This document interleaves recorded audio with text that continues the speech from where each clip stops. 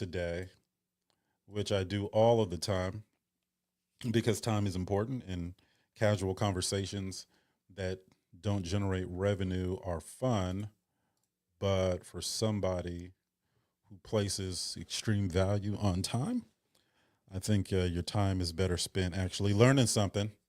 So we're going to go over a few things. So if you're a real estate person or a business owner, then you are more than welcome to jump up here, chime in, and do all of the things. That link up top, if you guys are on Clubhouse. All right. Rizu, I appreciate you, but you got to have a picture, man. I don't know what you got to have a picture, man.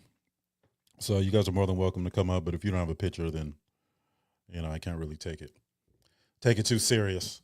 So we're going to be on again Clubhouse, TikTok, and a bunch of other platforms. I think I'll go for about an hour today because I got to get to work, and we're going to go over a few things. One is if you are starting a business, I mean an actual business. I'm not talking about a hobby.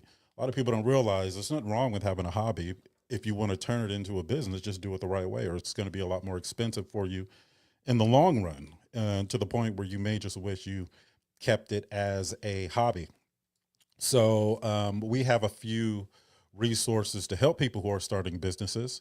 I am, my my expert status diminishes the further we get away from real estate.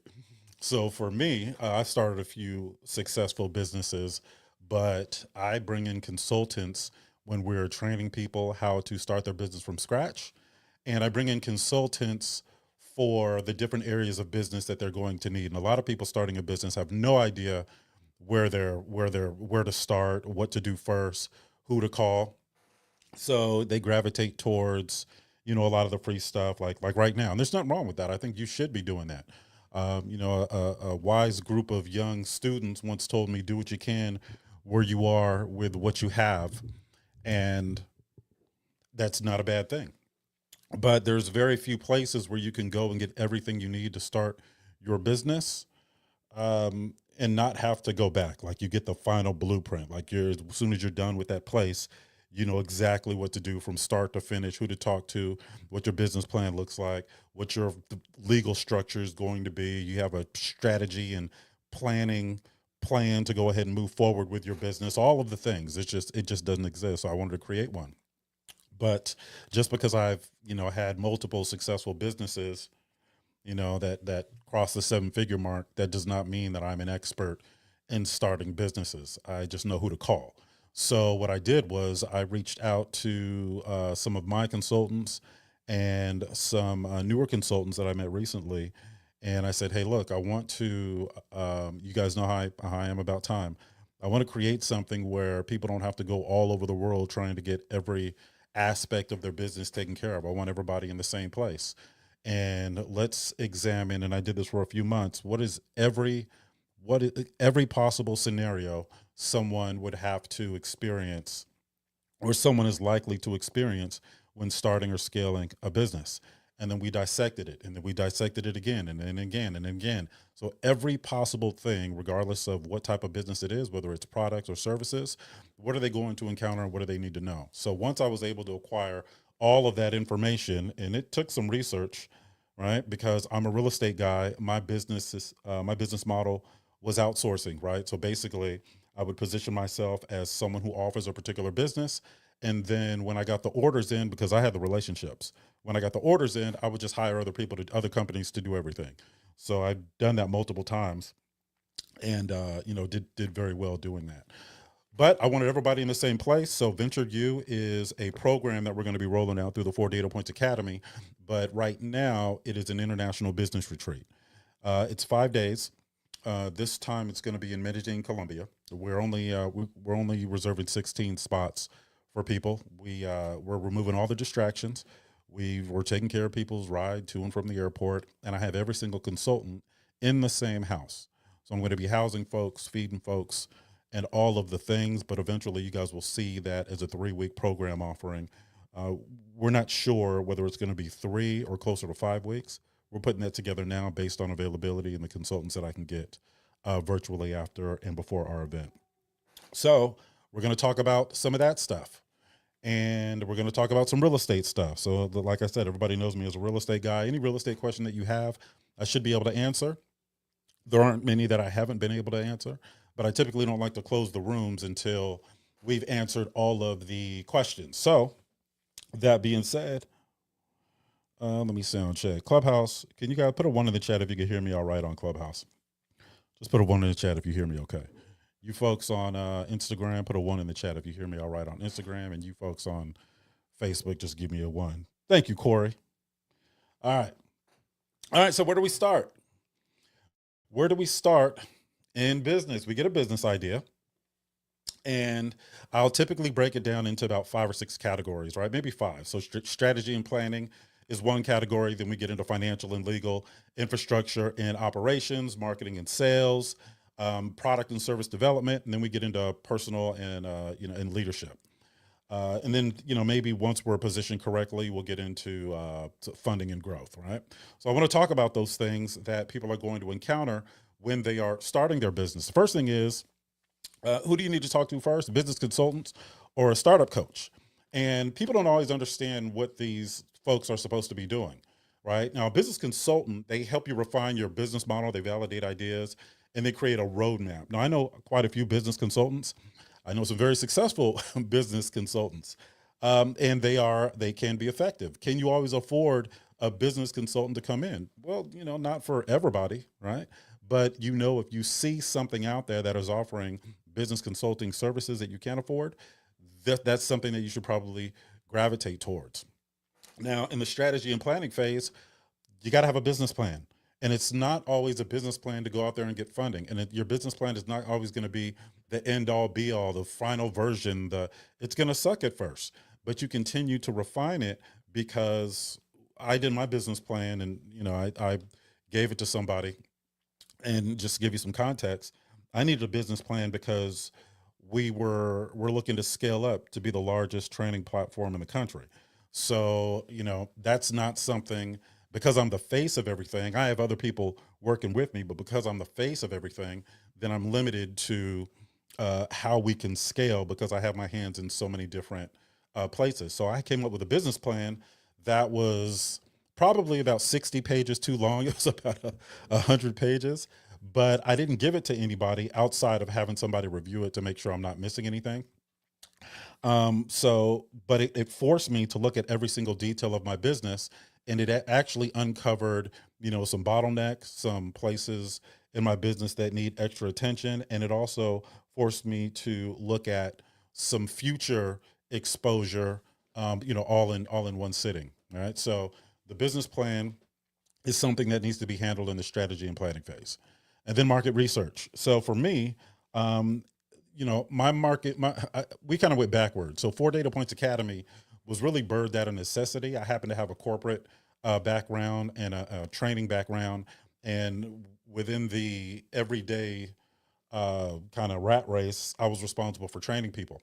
So there had to be a certain level of professionalism, and I had to be able to have an understanding of systems and be able to, disseminate information in a way that was easily received. And it just so happens that when I started talking about real estate on a much larger platform, I was talking about it because it interests me. I've been doing it. I've been exposed to it my entire life.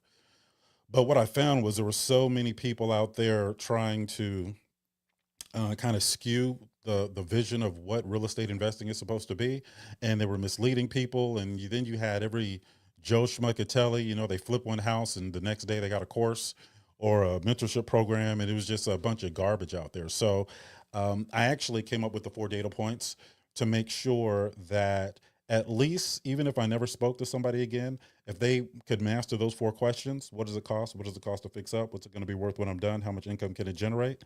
Then at least I know they wouldn't get taken advantage of. So that's where it all started. So I didn't do a lot of market research because I didn't understand that. I didn't think there was a demand for this type of education, real estate investing training. And matter of fact, everything I saw was, $25,000, $35,000 a year. And me being somebody that's been exposed to real estate my entire life, I couldn't understand why it costs that much annually. And then I kind of dissected their business model, and I later went on to see, what it really is. But I didn't have to do a lot of market research because once I jumped into it, I could see the demand for myself. And then I could interpret data on competitors. Once I got an understanding of the demand, then I could put something together to meet that demand in a way that's easily received and for the average person and at a price point where the average person can afford. So that's all strategy and planning, right? Brand strategist is somebody else. It develops your identity, your voice, positioning. That is something that you at least have to take into consideration. Like, what does your brand look like? What do people think of when people hear your name or your company's name? And I think that's where a lot of people get it wrong because they incorporate, and this is going to sound bad, but they incorporate too much of who they are into what it is that they're doing. And that comes out in the way that they present themselves. When we start talking about your voice, that comes out in the way you present yourself. All right. Now, if you guys hear my tone and the way I talk most of the time when I'm on these public platforms, it's not a lot of, it's not the way I would be talking at if I was at the barbershop. I'll just leave it like that. All right. So somebody, and the problem with people starting businesses and presenting themselves in a way that not helping their business is people get offended. Right. And I've had to go and have conversations with people and say, hey, look, you got a good product, but you're killing it because you're doing, X, Y, and Z. And I'm just giving you, I don't have a dog in the fight. I'm just giving you an honest opinion about what we see on the outside looking in. So when you start getting into strategy and planning, those are all the things you got to take into consideration.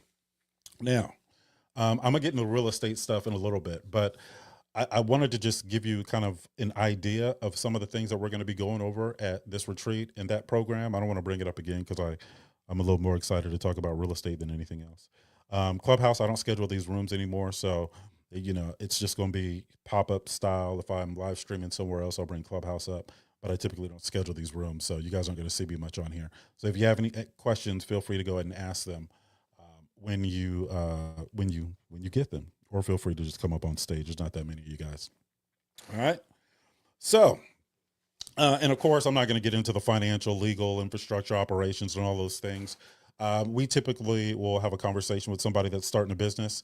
And once they tell me what their business is, I pretty much know all of the things that they're going to need because we've done the research.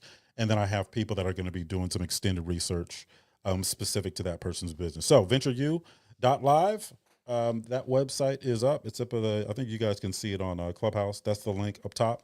And if you guys have any more questions, you guys know how to get a hold of me. You folks on TikTok, there's a phone number above my head. Feel free to just text me if you have any questions. Now, let's get into real estate stuff because you guys heard me talk about the 4 data points. 4 data points is 4 questions that we ask ourselves anytime we're considering a subject property. So if, one of my students comes to me and says, hey, I hate that word student, but, for lack of a better word, some of these folks are smarter than I am. When one of my students comes to me and they say, hey, I got this property I want you to look at, I'm going to ask them 4 questions, and then I'm going to ask them to interpret those 4 questions. All right. So what are the 4 questions? What is the cost? What is the cost to fix up? What's it going to be worth when I'm done? How much income can it generate? Those 4 questions, if you master those, it's going to force you to uncover information that you may not have known to ask about as a new investor. So that's why those 4 questions are so important. I came up with those 4 questions to protect people, period. All right. Now, let's interpret those questions. What does it cost? What does it cost to fix up? What's it going to be worth when I'm done? How much income can it generate? So I'll take a piece of scratch paper. I know you guys can't see me on Clubhouse, but if I'm happen to be somewhere and there's some scratch paper, I'll write down 1, 2, 3, 4, right? I just write down 1, 2, 3, 4. And when somebody gives me some numbers, I'll just fill them in. Now, remember, the 4 questions are: what does it cost? What does it cost to fix up? What's it going to be worth when I'm done? How much income can it generate? So I'm going to use simple math, right? So we don't have to get into, I still need 6 credits to graduate junior college. So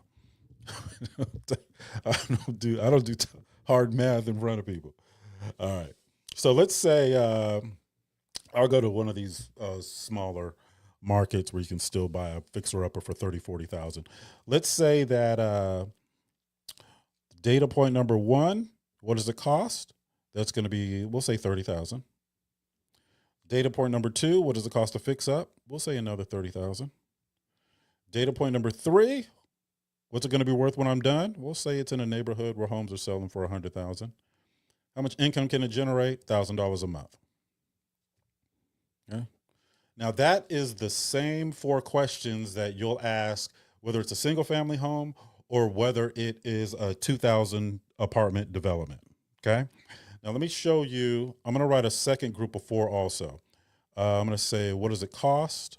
We'll get into the second group of 4. I just want to write them down so we have it. Let's see, what does it cost or what am I willing to pay, right? But let's say, what does it cost? I'll say $95,000. What does it cost to fix up? Let's say, I'll say $15,000. So that puts me in at 110. What's it going to be worth when I'm done? Let's say 130. $130,000. And how much income can it generate? Let's say 900 a month. Okay, we'll come back to that. That's going to be the second round. Okay, because that's going to be a little different. All right, so let's look at the first numbers when we're assessing a deal. What does it cost? What does it cost to fix up? What's it going to be worth when I'm done? How much income can it generate? Now, that $30,000 house is just what it sounds, 30 grand. The fix up, the rehab, is going to be another 30 grand, and it's going to be worth $100,000 when we're done. Now, this is how I see that right off the bat. This is information that I know right off the bat. I know when that home is finished, I can get an $80,000 mortgage on that home. I already know that. I don't have to do any math. Okay. I know that $80,000 mortgage is enough to cover the $30,000 for the purchase, including my down payment. If there was financing, it's hard to get financing for that low of a loan amount, but assuming there's financing, it's $30,000 I'm all in on the purchase. And there's $30,000 that I borrowed to fix it up. So I'm all in $60,000. That's easy math. Okay. I already know that I might be able to keep this property because, what's up, Ant?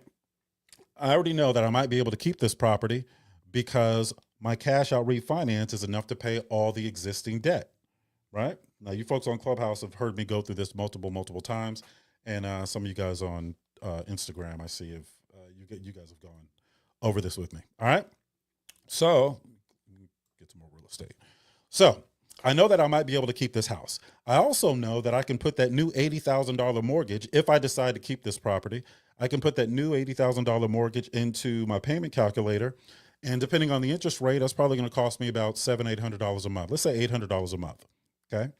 So at the end of the day, I'll be left with a mortgage of $80,000 that cost me $800 a month. Now, data point number 4 is how much income can it generate? Well, we already know it generates $1,000 a month. It costs me $800 a month, principal, interest, taxes, and insurance. So I know I'm going to cash flow $200.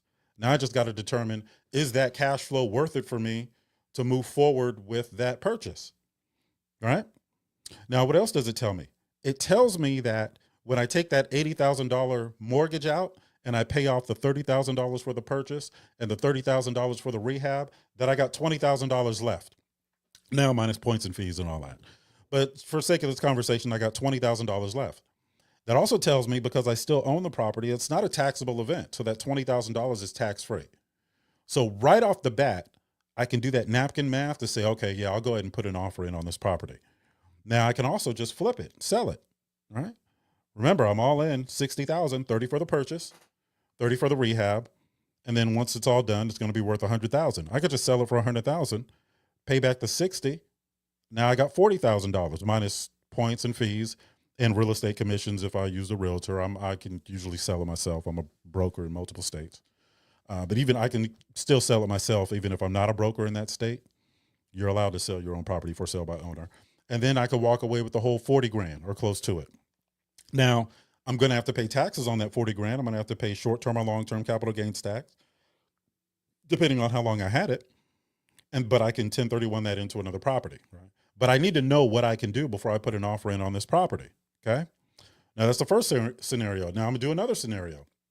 Now, another scenario is, let's say somebody sends us a property and they say, hey, I got this good deal. I want you to look at it. Now, first of all, never believe somebody when they say it's a good deal. You verify it for yourself. And if the numbers don't tell you it's a good deal, then don't move forward. Sometimes it's not always about, is it a good deal or is it a bad deal? Sometimes it's about, is it in your buy box or is it a good deal for you based on how you're trying to invest at the time? All right. So y'all getting a master class right now. Y'all better see. You know what? Let me put my cash up over here so y'all can No, I'm just kidding. I'm not going to do that. All right. So now let's look at the 4 data points on this new property. Okay. Now, what does it cost, or what am I willing to pay? That's data point number 1. So we're going to write down 1, 2, 3, 4. Okay. So if you got a piece of scratch paper with you, just write down the number 1, below it 2, below it 3, below it 4. Okay. And I'm going to give you these numbers to put in. What does it cost? Well, let's say they want 95,000 for it. Data point number 1. What does it cost to fix up? Let's say it just needs some minor stuff, some cosmetic stuff, 15 grand. It's data point number 2. What's it going to be worth when we're done? Well, what are similar properties in better shape selling for in that neighborhood? 130. That's data point number 3, 130,000. What'll it rent out for? $900 a month. We did a market survey, saw that for this, this type of property gets about $900 a month. All right. Now I can, without doing any math, I already know that what it cost me to buy it and what it cost me to rehab it is really, really close to what it's going to be worth when we're done. So I know I'm going to have to check that number, what it's going to be worth when we're done, because if I do a cash out refinance, they're not going to finance me the entire amount of what it's worth. They're only going to finance me up to 80%. Now there are mortgage products where they'll go higher and lower, but typically 80%. So now that I got those 4 data points, what does it cost? 95,000. What does it cost to fix up? 15,000. What's it going to be worth when I'm done? 130,000. How much income can it generate? $900 a month. Now I can do some basic math, and I always start with data point number 3. Data point number 3 is what is it going to be worth when I'm done, or what's the ARV? Okay. So data point number 3, I look at that ARV and say, okay, well, first, let me see if I'm gonna do a cash out refinance. Let me see what that amount is going to be, because I need to make sure it's enough to pay back all the money I borrowed to get here. So 130,000 times 0.80, that's 104,000. Okay. So this is a problem, because it costs 95,000. It costs 15,000 to fix it up. That means I'm in 110, not including points and fees, right? Once you start calculating points and fees, it even gets worse. But I'm in for a core 110. And when I do the cash out refinance, I'm only going to be able to get a mortgage for $104,000, which means if I want to keep the property, that I got to come in with the other 6,000 plus any points and fees. That's not a good cash out refinance situation, right? Now I also have to look at, okay, $104,000 is going to be my final mortgage. Now, because I would have to come in with money on the refinance does not always mean it's a bad thing, but you'll let the numbers decide. If I got to come in with $6,000 on my cash out refinance, is it generating enough money a month for me to leave that money into that deal? Well, it's only generating $900 a month. And that $104,000 cash out refinance, well, let me throw that into my payment calculator and see how much, and see what that's going to cost me a month. Now, let me see. I'm going to just put it in here. I use I'm not going to say which one I use. Just find anyone. These people don't pay me. So, all right, let's do it at 7. Let's do it 7 3/4. So principal, interest, tax, and insurance, that's going to cost me $925 a month. So this is what those 4 numbers tell me. Now, again, these are the 4 data points we run on every property. For this particular property, the data point number 1. What does it cost? 95,000. Data point number 2. What does it cost to fix up? 15,000. Data point number 3. What's it going to be worth when I'm done? 130,000. Data point number 4. How much income can it generate? $900 a month. And just from those 4 numbers, the first one I go to is data point number 3. How do we find data point number 3? Well, we look at comparable sales in the area and see what similar properties are selling for. We came up with 130.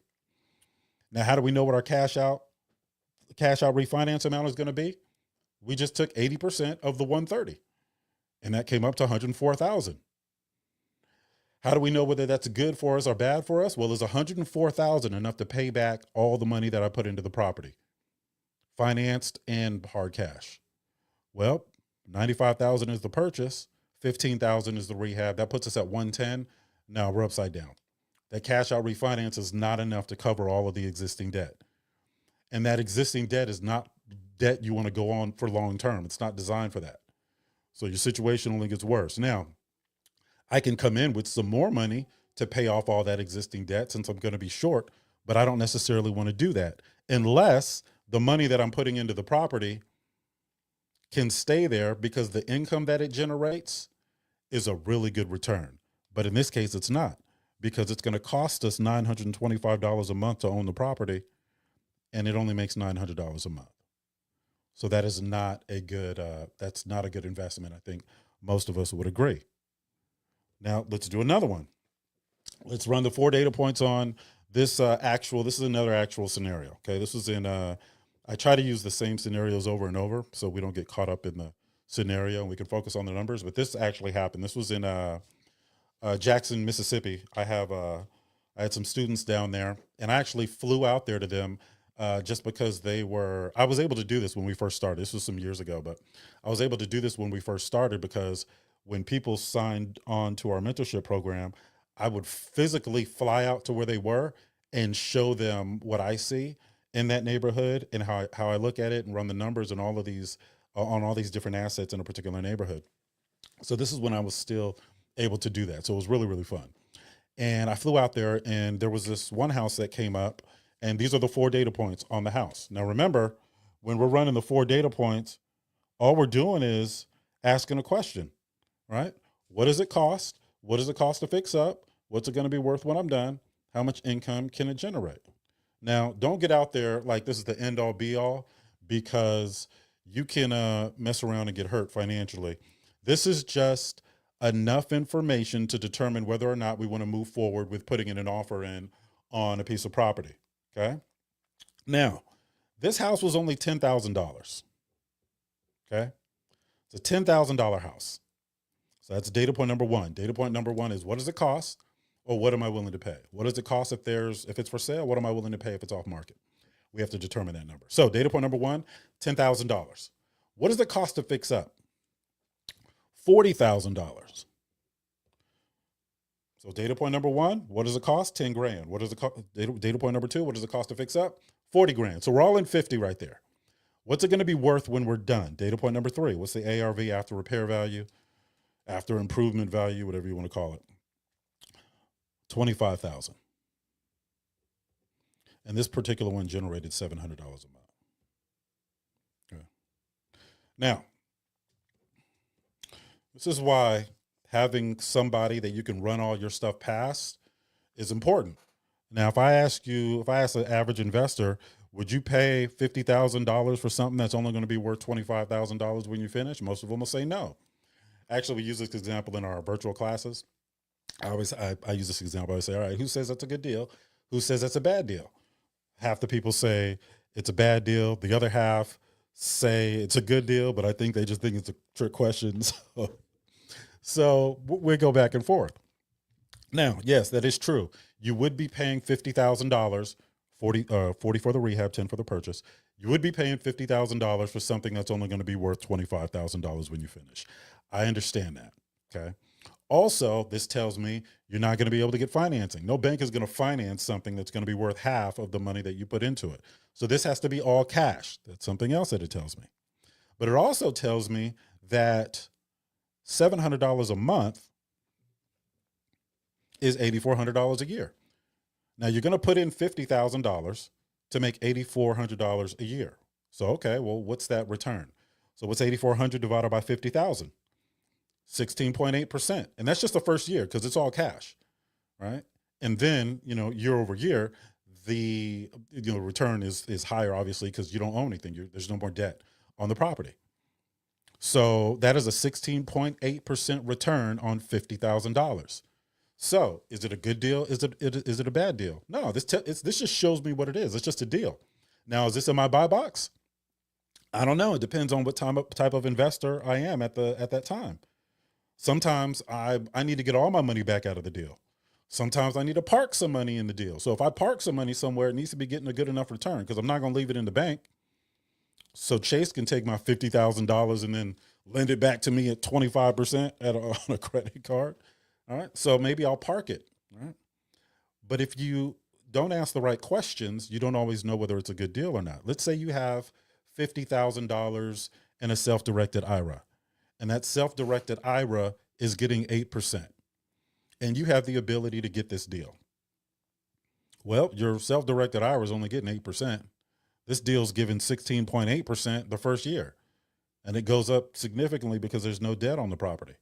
This is a great deal for somebody like that. Now, somebody like myself that can turn $50,000 into $500,000 really, really quick, the opportunity costs may be too high for me to take this deal. And the opportunity cost is the opportunity you forego for deploying capital into one particular situation, or time and resources, depending on who you're talking to. For me, the opportunity cost would be too high, because 16.8% return on $50,000 is not enough for me. Right? I'm not saying it's not enough. It's not enough for me at this particular moment in time. But if you're not asking the right questions, you don't always understand whether this is going to be a good deal for you or not. And if you don't have the background, you don't know what surrounding questions to ask, like around financing, around, if you're doing a major rehab, around code violations and requirements and all of those things. So 4 data points, it's just 4 questions. Then we build education on top of that. If you can't master those 4 questions, we don't move forward, because I'm not 100% sure that you can protect yourself. All right. Now, let me get I need a volunteer.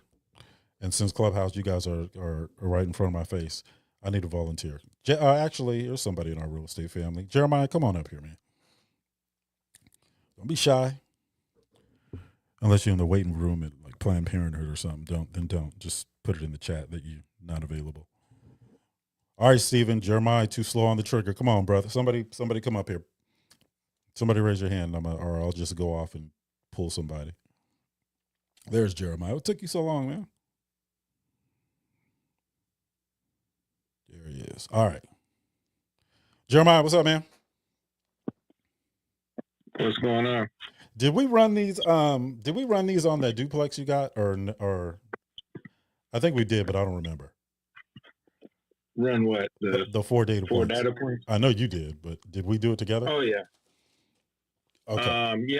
Yep, I believe so. Okay, so let's do this. Let's make a fictional property, right? 123 Main Street. And Jeremiah, you gotta, what does it cost, Jeremiah? I'm gonna write down 1, 2, 3, 4. So what is it? Just give me just pick a number out of the air. You want the duplex numbers? Or, no, just a random, just pick a price. Not your property, just a random, just pick a random sales price. You want a cheap one? Not anyone, just pick a number. 35. Go 35. 35,000? Yeah. Okay. All right. What does it cost to fix up? Just throw out a rehab number. 30. 30. What's it going to be worth when we're done? What are similar houses in better shape in the area selling for? 140. Okay, 140. And let's say it's a 3-bedroom, 2-bath. How much would it rent out for a month? 1,200. 1,200. All right. I could already say that's a good deal right there, but let's go ahead and work it. All right. Let's go ahead and work it. All right. Let's go. So what does it cost? 35,000. What does it cost to fix up? 30,000. What's it going to be worth when we're done? 140. It generates $1,200 a month.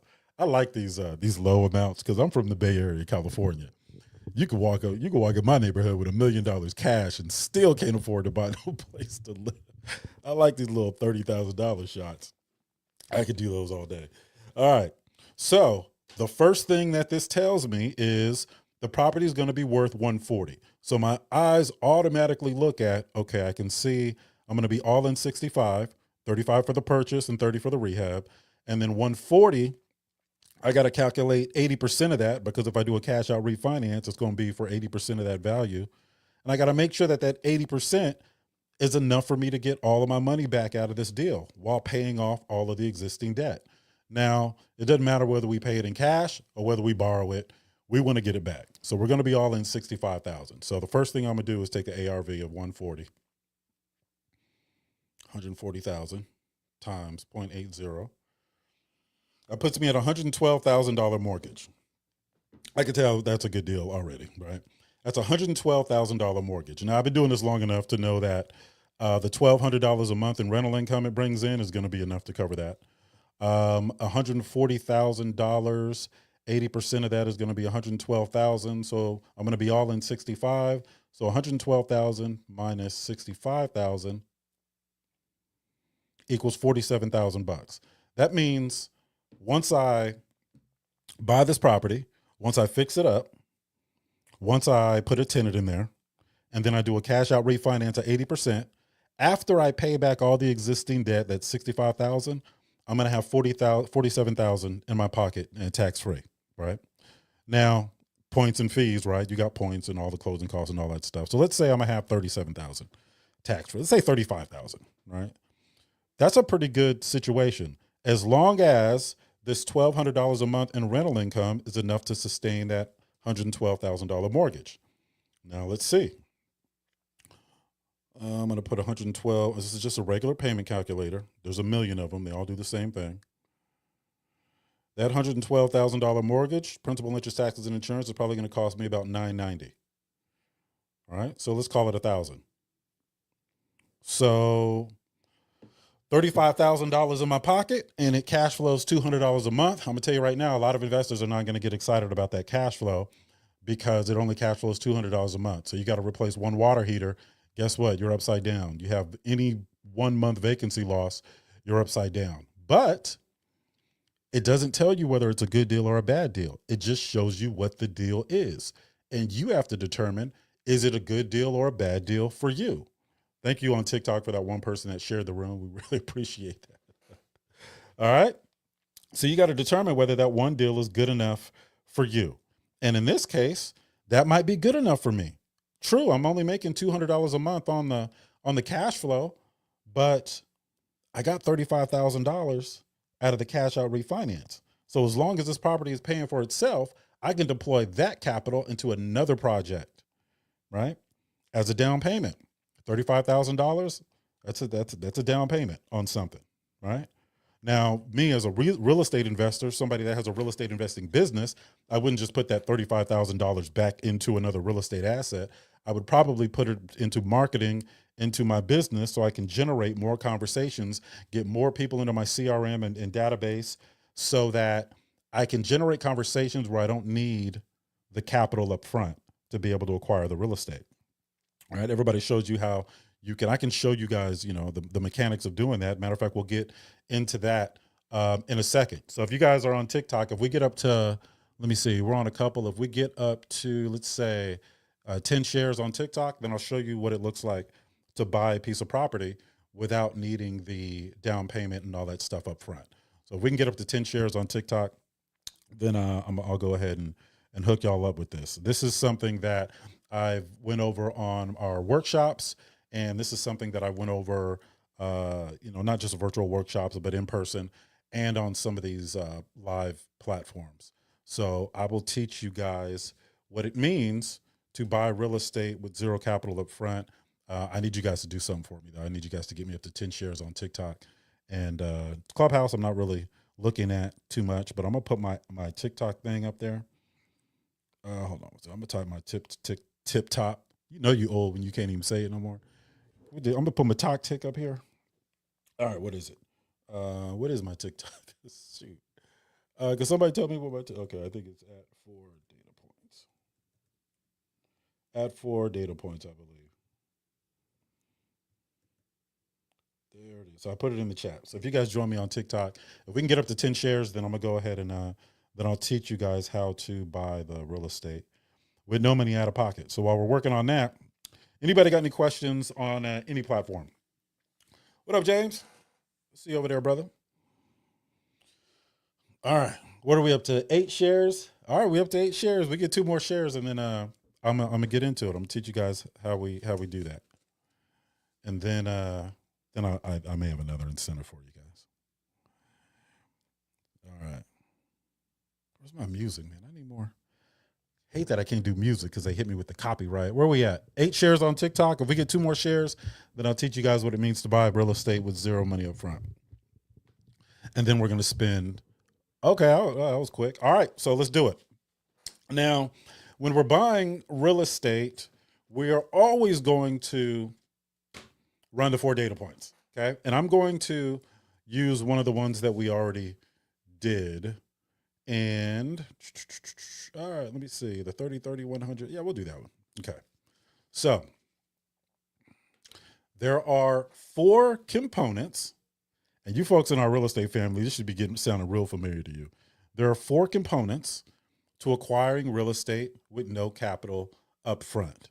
Now, before we get into this, please understand that just because you can acquire the capital up front or the real estate up front with no capital does not mean it's a good investment. Okay. It does not mean it's a good investment. It also does not mean that it's free. Nobody is giving away free real estate, right? With few exceptions. There's always a catch. Typically the free real estate, hey, this city's giving out, selling properties from the land bank for $1. Yeah. Okay. Well, then I wonder why all the institutional investors don't just come in and buy them all up. There's a reason for that stuff. All right. 4 components. The first component is you got to be able to determine whether the deal is worth buying in the first place. I will say this. You will either pay for some real estate investing education, or you will pay as a result of not having it. Now, paying as a result of not having it, maybe it may not be that much. Maybe you can figure it out and maybe bump your head here and there and you'll get it. But I'm telling you, there's a reason why people come and want to sign up with what we're doing. And I've been teaching this stuff for free online for like 4 years. All right. Now, the first component, assess the deal. You got to be able to master the 4 data points. 90% of you guys watching me right now or have or can hear my voice.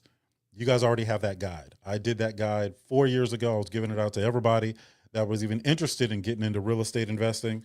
I also have it revised, so I updated it. If you want it, reach out to me. You guys know how to find me. Reach out to me. If you can hear my voice, that means you can find me. It's data point number 1.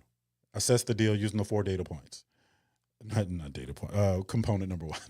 Component number 2. Now I'm explaining how we're acquiring real estate with zero capital up front. Component number 2. You got to get your name on that deed before you pay for it. Period. That's it. Now, where people have the most difficulty with that is, how am I get my name on the deed before I have to pay for it? If somebody puts me on the deed, that is my house. I can just walk away, and then no one's going to trust me to be able to do that. Nope. You got to be able to understand what seller financing is. Now, seller financing is not always long-term. Sometimes it's just 90 days. Sometimes it's just 120 days. Sometimes it's 60 days. But there's a seller financing component. And what a seller financing component means is all you're doing is taking what you owe and putting it in the form of debt. Okay? Taking what you owe and putting it in the form of debt. Now, for sake of this conversation, we are going to say that, let me see. Yeah. We're going to take that example of the 4 data points with a $30,000 house that had the $30,000 rehab. It's going to be worth $100,000 and it generates $1,000 a month. So those are the 4 data points. So we need to go into a seller financing situation for the $30,000. Okay. Now, again, 4 components of structuring the deal creatively and doing it this way. You got to be able to assess a deal. Assessing it, just ask these 4 questions. What is the cost? What is the cost to fix up? What's it going to be worth when I'm done? How much income can it generate? The second component is get your name on the deed before you have to pay for it. Well, no one knows you from squat and no one's going to trust you to sign their house over to you. So you have to be able to protect them with the appropriate documentation. That means if I'm buying that house for $30,000, I need to put that $30,000 in the form of debt. What document reflects the debt? Promissory note. All right. Now, what document enforces the promissory note and gives the seller the power to take the property back if you default on the note? Security instrument. 2 documents. Closing company can put them together for you. Okay. Think of it this way. The note is evidence of the debt. The security instrument is what happens when you don't pay it.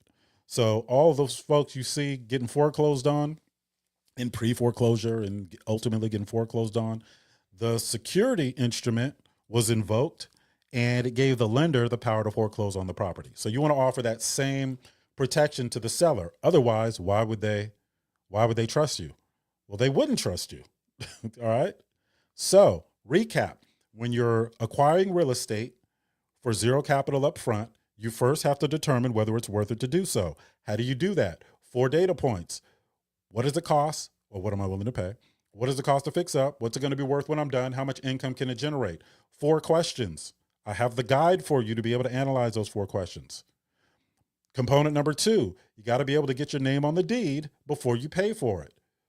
Another reason for that is there's some rehab costs we got going on here. And I'm not going to borrow money against the property for rehab costs if I don't own the property, if my name's not on the deed. And no one's going to lend me money with the property as security if my name's not on the deed. So that's why we do it that way. So component number 2 is taking everything that we owe, putting it in the form of debt, and attaching it to the property as a lien once that property is deeded over to us. So now I own the property, but I'm in debt. And we can go over the notes of the terms of the note and all that, when I have to pay, what interest rates and all that. That's up to you. Okay. Now, the third component, you got to be able to make it worth more than you bought it for. You have to be able to make it worth more than you bought it for. Because when you get to the fourth component, which is your exit, those proceeds from that exit, whether it's a sale or a refinance, needs to be enough to pay off what you agreed to buy the property for. Okay. So 4 components. Assess the deal with the 4 data points. Get your name on the deed before you have to pay for it. That means you have to invoke a promissory note and a security instrument. Have it registered with the county. That creates a lien for the amount that you owe. But now that the property is officially yours, you can borrow money to fix it up. Now that money can be tied to the real estate or not, right? But just know out of your exit, you're going to pay that back too. So the goal is for you to be left with a cash flowing asset that you acquired with zero capital up front. You improved the value, made it worth more than you bought it for, leveraged that value and paid off all your debt, including what you owe the seller, out of your exit strategy. That's how we do that. Okay. That's how we do it. Now, again, people selling that as a course or whatever, exercise caution. That is perfectly okay to take a course on how to do that. I'm telling you right now, it's not all it's cracked up to be, right? Those situations aren't just falling from the sky. For one, you've got to be well-versed enough to be able to articulate that to somebody that is not a real estate investor. You've got to be able to articulate it to somebody that's not a real estate investor. Now, I'm going to tell you right now, there's some trigger words that as soon as you say, I'm pretty sure that conversation's going to be over. One of them is seller financing. Another trigger word is subject to, right? These people don't know what that is. All they know is it's high risk on their part, right? So why would they do it? And if people aren't well-versed enough in it, then the answer is typically going to be no, all right? Now, you can use that process for as much as you want. I have some of you guys have heard the 10-unit apartment building, right? How do we do apartment buildings that way? How do you acquire an apartment building with no capital up front? Now, I always teach the strategy and then I manage expectations. That does not mean you can have no money getting into real estate investing. As a matter of fact, don't let these strategies give you a false sense of confidence, because I want to go over all the bad stuff too, right? This is why trying to piece part this information and go out there and execute without a mentor can get dangerous. So I'm gonna go over all that stuff too. All right. Now, put a 1 in the chat if you want me to do it again on a residential property. Put a 2 in the chat if you want me to do it. Now I'm just talking to folks on Clubhouse, TikTok. Put a 2 in the chat if you want me to do the apartment building example. Now, how do we do apartment buildings? So 1 for residential, 2 for apartment buildings. Y'all on TikTok, y'all let me know. 1 for residential, 2 for apartment buildings.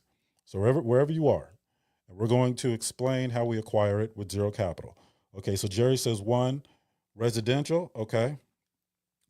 And I feel like we're going to be doing both. Okay. All right. I think we're going to be doing both. All right. So I'm going to do the residential again, then I'm going to get into the apartment buildings. Now, please, please, please don't get out there and try to execute this stuff on your own.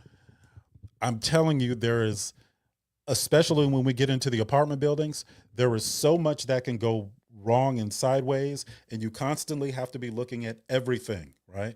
That's why you don't see me selling courses on, here's how you buy houses with no money out of pocket. Because because it's misleading, folks. It's misleading. These things are just tools you should have in your toolbox. Okay. Now, I need a fictional. We're gonna do it again. Somebody in the chat. Let's go on Clubhouse. Somebody give me a purchase price in the chat. Purchase price. Just put any purchase price in the chat on Clubhouse. And then while they're doing that, you folks on TikTok, how much is it going to cost me to fix the property up? Just put a random rehab cost. Doesn't matter what it is. All right. All right, Karen, I'm going to go with Karen. Karen says $50,000 for the purchase. So remember, I'm just going to write down 1, 2, 3, 4. Data point number 1, what does it cost? $50,000. Now, TikTok, give me a rehab cost for this property. How much is it going to cost me to fix it up? Just $60K. All right, amigo bro says $60K. All right, now let's go back to Clubhouse. How much is it going to be worth when we're done? Just put a Fernando's. Did you say $650 or is that $650,000? All right, how much is it going to be worth when we're done? Simone said, Simone said $250K. I think that was, so I'll use hers. All right, or who is that? Give me one more realistic. All right. So we'll go. Fernando said 650,000. All right, Fernando. All right, let's go. Okay, let's go 180. It's gonna be worth 180,000. How much income can it generate? Somebody put a rental. How much are y'all paying in rent? Somebody just put whatever you paying in rent or what the rental rates in your city are for a 3-bedroom, 2-bath.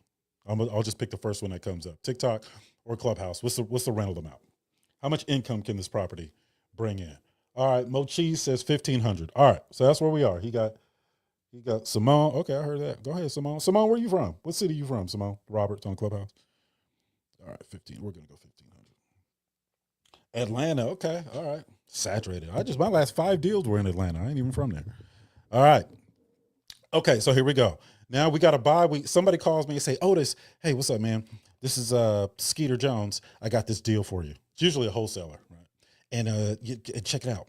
I'll take my assignment fee on the exit, but this owner's willing to. She wants to sell her finance. She's willing to let you do all that. I said, okay, all right. So let's look at it. First of all, we run the 4 data points before we do anything, folks. And I'm telling you, I don't care if it's a single family home, a freaking tree house. You like that voice, Simone? It's a tree house or a 2,000 unit development. Now, I know some of you guys, I see some folks that are seeing me for the first time. So I'll give you my background. So I am a full-time real estate investor. I'm the founder of the 4 Data Points Academy, which is the only real estate investing training platform that doesn't have an end date, right? We focus on turning people into real estate investors. We don't care how long it takes.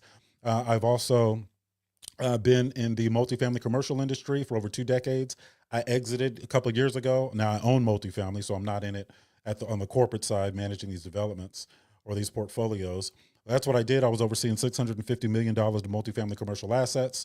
On the non-real estate related side, I took $585 using an outsourcing business model and created a company that went on to generate 7 figures in the short time that I had it. So when we start getting into, and that's not the only time, I've had multiple companies that exceeded the 7-figure mark. I am a licensed real estate broker in California. I'm a licensed real estate broker in Georgia. I'm licensed in life insurance. I'm not in the insurance business. I do not sell life insurance. I have nothing to do with the industry other than holding a license. You never hear me talk about it unless I'm using it to leverage for real estate. And so I can speak intelligently about it. I did get licensed in it. I've been exposed to real estate since I was 3 years old, going to real estate meetings with my father. I've consulted on multiple projects, domestic and abroad. Some of my students were kind enough to position me into a meeting with the vice president of Gambia, or what they call the Minister of Interior, to talk about some development projects as well as look at some projects in the country of Senegal. I've sat in meetings with mayors, city council, land banks for multiple municipalities here in the States. So I say all that to say, if I say something, I have a reason for saying it.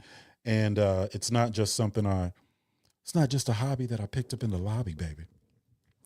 I'm sorry. It's my pimp voice. I don't know where I do that. It just surfaces sometimes. Okay. Now, 4 components of being able to purchase property out of your exit strategy. Okay. 4 components. And we're going to get into doing this for the apartment building. Now, We agree the property is $50,000. That's data point number one. What does it cost? We agreed that it costs $60,000 to fix up. We agreed that it's going to be worth $180,000 when we finish, and it's going to generate $1,500 a month. Okay. Now let's explore these 4 data points real quick. Okay. Let me see. I see it costs $150 and another $60 to fix up. That means I'm going to be in $110,000. I want to keep the property. We can't talk about generational wealth and we keep selling everything, right? So I want to keep the property. So I'm going to be all in 110. Property is going to be worth 180,000. I know I can get an $80,000 mortgage or 80% mortgage on that 180. Let me see how much that would be. 180,000, which is my ARV, times 80%. That means I can get a mortgage for $144,000. I'm gonna just write that off to the side because if I do a cash out refinance, that's how much my final mortgage is going to be. Now, is that final mortgage enough to pay off all of the existing debt? Well, it's 50 for the purchase, 60 for the rehab, minus 110,000. So 60 plus 50 is 110,000. So I'm gonna take that away from the $144,000 mortgage. That means I'm gonna be left with $34,000. That's tax-free because it's a refinance, it's not a taxable event. $34,000, but you got points and fees and all that stuff that I'm not taking into consideration. So I'll take 10 from that. So that means I'm going to have $24,000 in my pocket after I do that cash out refinance and pay off all the existing debt. And that's going to be my long-term mortgage, right? My mortgage on my exit. Now, this is going to generate $1,500 a month in rental income. So now let me go back to that mortgage. Let me see. How much is $144,000 going to cost me a month? We're just analyzing component number one, 4 data points. So I'm going to put $144,000. I'm going to put at 7.75%. It's going to cost me about $1,241 a month.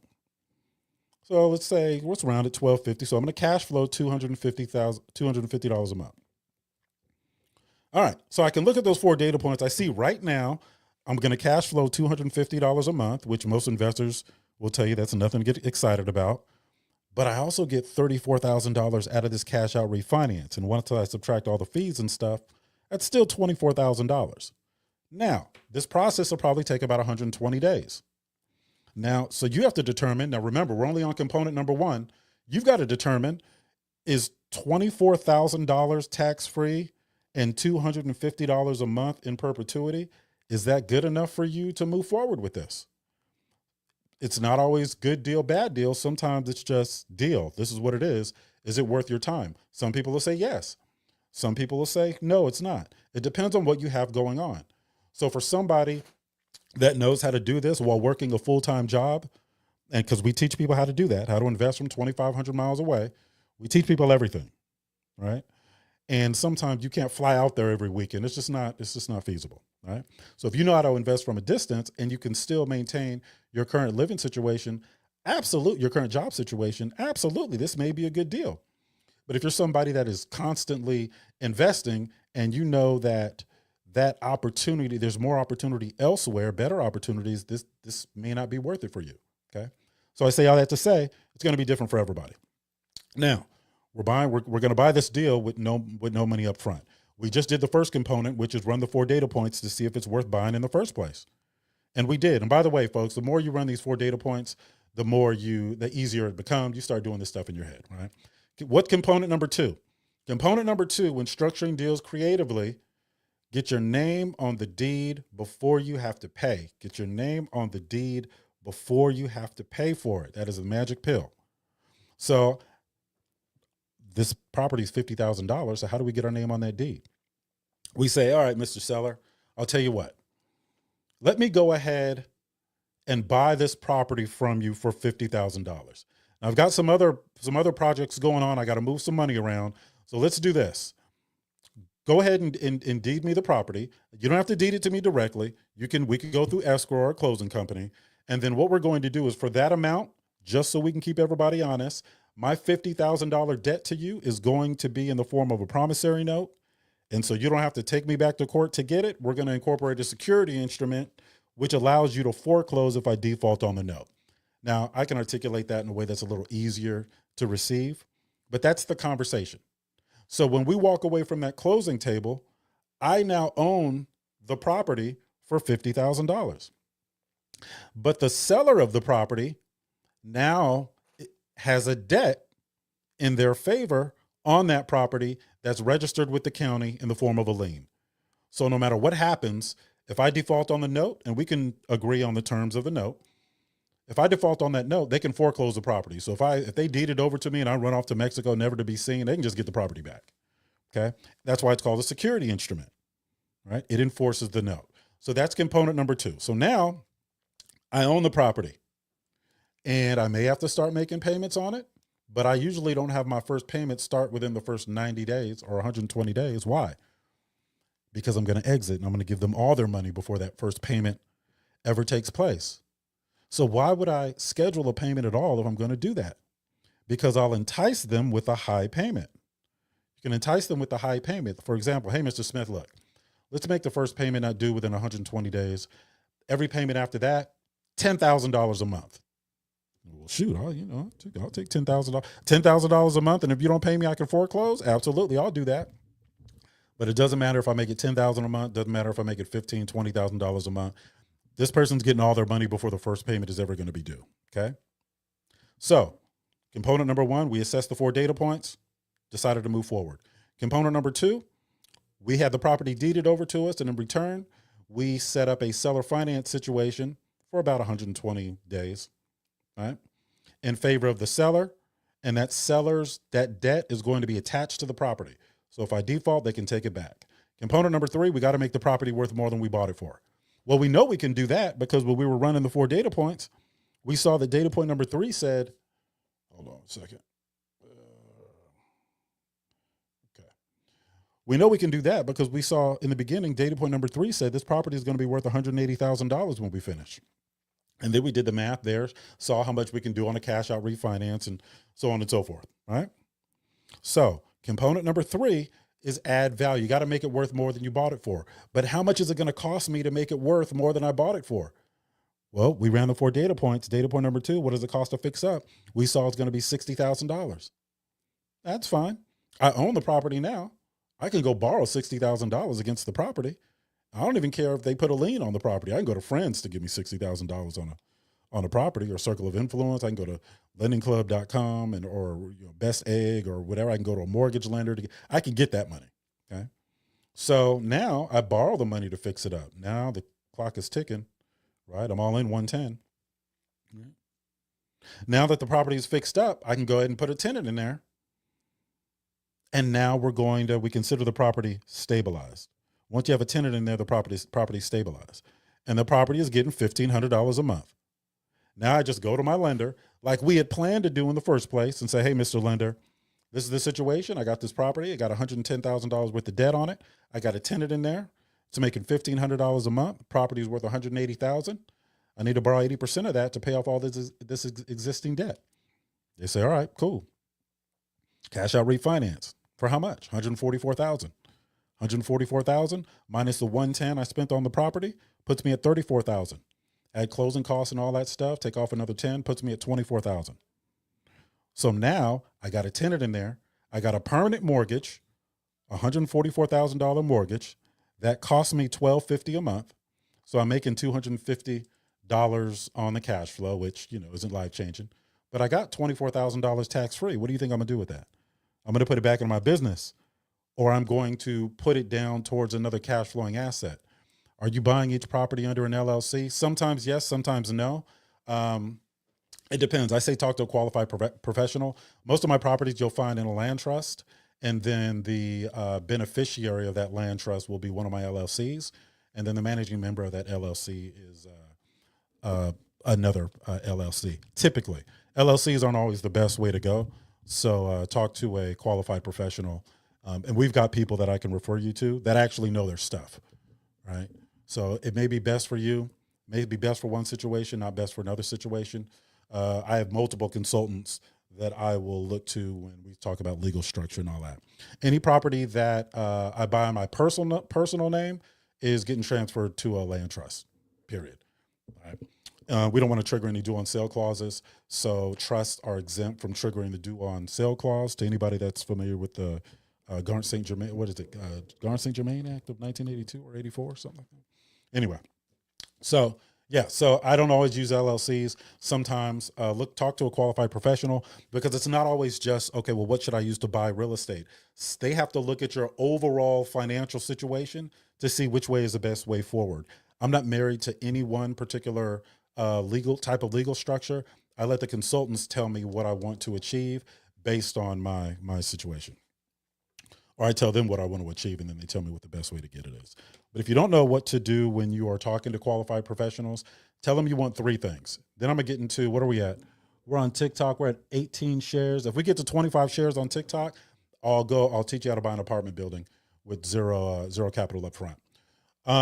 If you don't know what to ask a qualified professional when you are talking about these things, tell them you want to accomplish three things: tax favor, liability protection, and anonymity. Anonymity is a big one for me. Anonymity. You don't want anybody knowing what you owe or own or owe. So yeah, definitely anonymity. All right, we are at, dang, did I say 25 shares? I should have said 30. Y'all quick. Y'all on it, right? Well, thank you very much. Now let's get into the apartment buildings. And again, I hope I'm not sensationalizing this stuff for you guys. There are a lot of drawbacks that you have to deal with potentially when you're doing this stuff. And I will also go on to say, the more creative you have to get with the deal, the less likely it is to work. The more creative you have to get with a deal, the less likely it is to work. Now, I got a couple promises I'll make to you guys. The water, okay, all right. I'll deal with, what is this? Hold on, folks. Thank you. The address is 228 Westchester. The water company can't find it. Okay. 226. Okay. All right. Some tenants moving in. All right. I'm going to make some promises to you guys. All right. Can I do that? I'm going to make some promises. Here's my promise. If you decide that you want to join our real estate family, we will train you for as long as it takes for you to be a seasoned real estate investor. And you determine when you no longer need us. Period. For as long as it takes. You don't have to keep paying. There's no subscription. You don't have to pay monthly, for as long as it takes. Whether that's 6 months, it ain't gonna be 6 months, or 6 years. For as long as we exist, we will continue to train you until you are a seasoned real estate investor. I don't care if you start out in residential and then later you scale up into apartment buildings, and then you get off into maybe buying and selling debt, or maybe you want to get vertically integrated and start a company on top of your real estate investing company. We will train you the entire way. Okay. The other promise is this: anytime I teach a particular strategy, I will teach you the dark side of that strategy, because that's where most people get caught. Okay. You jump into these rooms. You got somebody, teaching you how to buy a house with no money out of your own pocket. And then they want to sell you something. But they don't tell you that just because something is possible does not mean it's likely. Okay. If you guys want to know about our program, not mine, but I've got other people working with me too. So I'd like to say I'm everybody in it, but we've got some more people working with me. You can go to, everybody get a pen, because this is going to be important. And then I'm going to get into this apartment building. I'm going to say this one time. I know you guys can see it above my head on TikTok, but you guys that can't, get a pen. I'm assuming you got a pen. Just go to meetotis.com, meetodis.com. All of my information is right there. You guys want to know about what real estate investing mentorship is supposed to look like? There you go. Okay. All right. I want to get into the apartment buildings. I don't want to make this one big sales pitch. You guys already know what it is. Some of y'all been following me for years. So, all right. Shout out to all of my real estate family that got some wins this last month too, man. We've got, I think our number one student is just hit 30 doors. And the goal is for all these folks will be doing better than me eventually. That's my goal for everybody. All right. Now we're going to get into the apartment building how we pay out of our exit strategy for that. Notice I didn't say that the building is free. I said we pay out of our exit strategy. Nothing's free. All right, let me see if I can find my notes because I got all the math worked out. It'll go a lot faster. I use the same 10-unit apartment building every time. All right. All right. I wish I could put some music on for y'all. Hold on one second. Let me go get it. Got to log into our student portal and pull it down. All right. What's up, Rose? I see you over there on TikTok. Y'all gonna learn something today, huh? See, y'all was about to buy a course on how to buy real estate with no money up front. That stuff is so misleading. It's so misleading. Just tell people the truth. All right. Media. Here we go. All right. So we're going to get into how to buy an apartment building with no money out of pocket. Now, for sake of this conversation, do I have it? Where is that? Okay. All right. Hold on. Okay. I got the dig. That's how black people start getting nervous. Their voice start getting high pitched. Do I got it? Okay. Okay. Okay. 1 second. Let me get it here real quick. All right. I didn't plan on doing this, so it's taking me a second to pull it up. All right. For sake of this conversation, this property is going to be a 10-unit apartment building. And in this 10-unit apartment building, there are going to be 6 units that are occupied at $500 a month.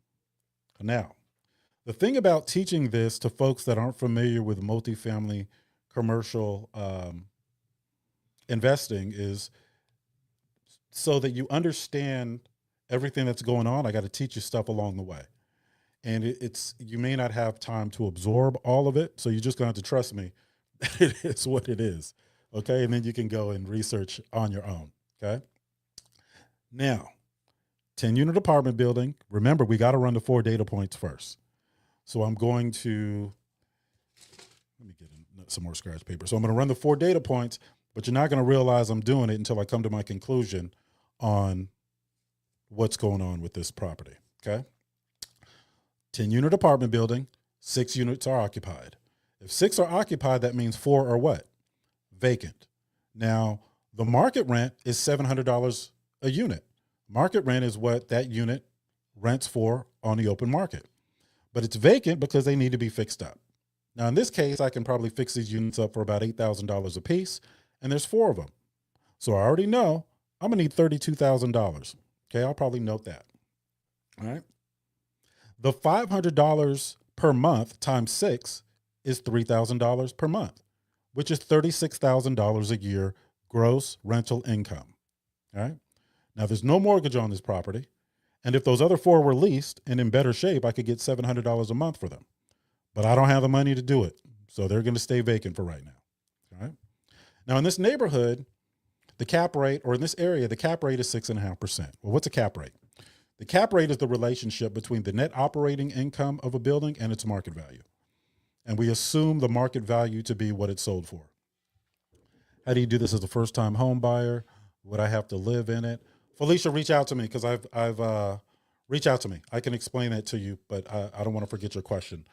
By the way, all of these real estate investing strategies, you could just move into one after you can just move into one eventually. So for first-time home buyers and all that, I get that question a lot. So that's a good question. Did I read it out loud? How do you do this as a first-time home buyer? Would I have to live in it? So yeah, we'll get into that. Somebody remind me of that question if I forget. All right. Now, the cap rate is the relationship between a building's net operating income and its market value. And for this building, I'm going to say that we're going to allocate 20% expenses for repairs and maintenance and all the other stuff. Now, before y'all run to Bigger Pockets and all these other platforms that tell you should assume 35 to 45%, sometimes I do. I don't have time to get into why I don't right now, but just understand when I'm talking about multifamily commercial, I was overseeing $650 million in multifamily commercial assets and had to do $80 million annual budgets and account for every piece of income and every expense within that $80 million repeatedly for multiple properties. So when I say this is what it is, this is what it is. All right. Now, recap. 10-unit apartment building, 6 occupied at $500 a month, 4 are vacant. Market rent is $700 a month. There's no mortgage. The neighborhood cap rate is 6.5%. Expenses are 20% of gross. Okay. Now, when you guys come into our real estate family, that stuff can be overwhelming. I teach you all that stuff. This stuff will be insane. You'll be doing this stuff in your sleep. All right. All right. Now, what documents are we going to utilize? Because we got to know what these documents do. So for this scenario, we're going to use a purchase agreement, right? Which is just how we make an offer.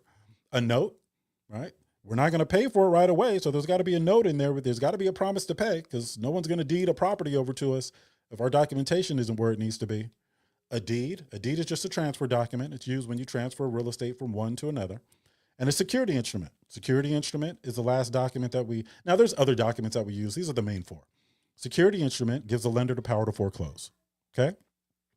So now, step 1, those are the details. So step 1, we have to determine the value by calculating the NOI times the net operating income. I'm sorry, the NOI, which is net operating income, divided by the cap rate. Now, I'm sorry, man, I've only done this 1,200 times. Is your entry cap rate that you look for that low always? No, I don't always. So it's whatever the cap rate is in the neighborhood is what we use for our subject property. So the context with cap rate can be used multiple ways.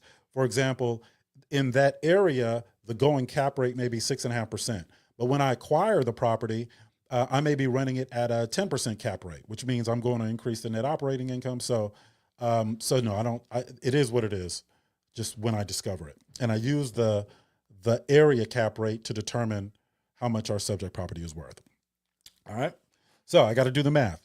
Net operating income divided by cap rate equals value. So what's our net operating income? Well, $3,000 a month times 12 months is $36,000. Back out 20% for expenses. That puts us at $28,800. So let's do that math. 28,800 divided by 0.065, which is a cap, puts us at $443,077. Great. We've got our first number.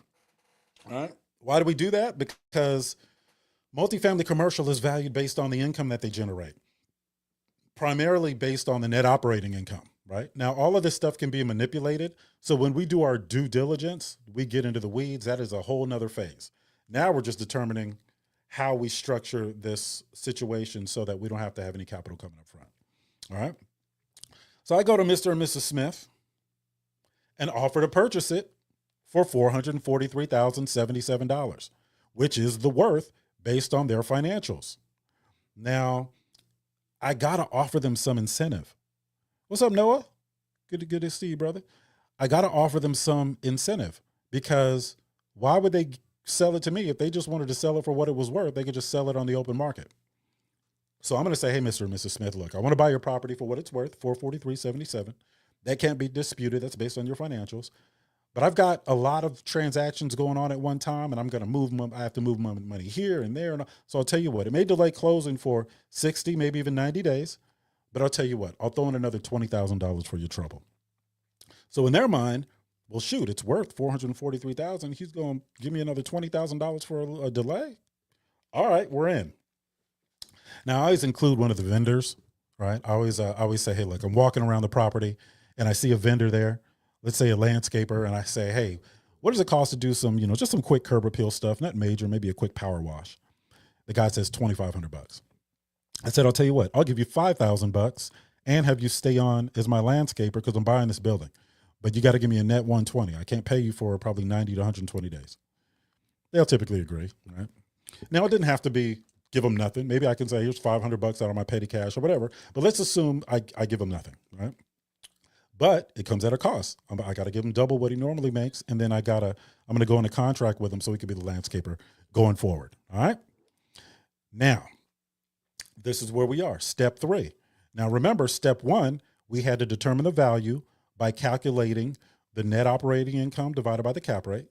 Step 2, we negotiated. We offered to buy the property for what it's worth and add a $20,000 incentive because there's going to be some delay, right? Step 3, we included the vendors, right? We included the vendors for some curb appeal stuff because we didn't have any money. So we talked to the vendor, the landscaper, told him we'd pay him double if he just wait a little bit, and then we keep him on in perpetuity. And then next, guess what? Y'all know I don't have any money. And how am I going to fix up them 4 units? Remember them 4 units that were vacant? We know the market rent is $700 a month. If I just had the money to fix those units up, I could get $700 a month for those units. So I'm gonna go over to lendingclub.com. I don't have an affiliation with them. I've just used them in the years, past. I'm pretty sure they're still around doing the same thing.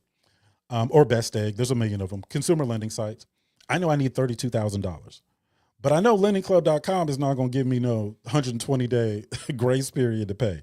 They like JG Wentworth. They need their cash now. Just like me, I can respect that.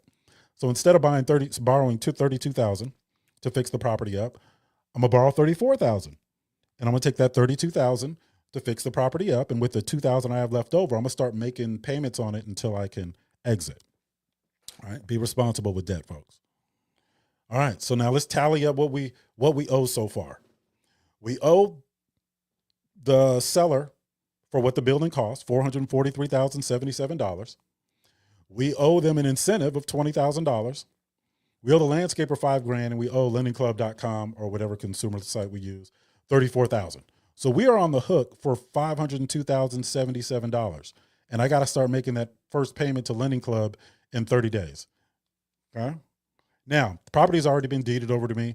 For the amount that I owe the owners, we've already incorporated a note and a security instrument. We went ahead and put that debt, we attached it to the property. So if you look it up in public records, you're going to see the owners or their entity as the lender on that property. And now I just got to pay them. Now I'll typically take 120 days, but you can negotiate that. You can say 6 months, you can say 90 days, whatever it is. The multifamily, the value add on the multifamily commercial is typically quicker if there's already tenants there because you're just rehabbing units. So it doesn't take as much. All right. Step 4, rehab the units, right? I'm all in for over $500,000. I got to rehab the units with the money I borrowed from lendingclub.com. Then I got to get them leased. All right. I got to get them leased at $700 per unit.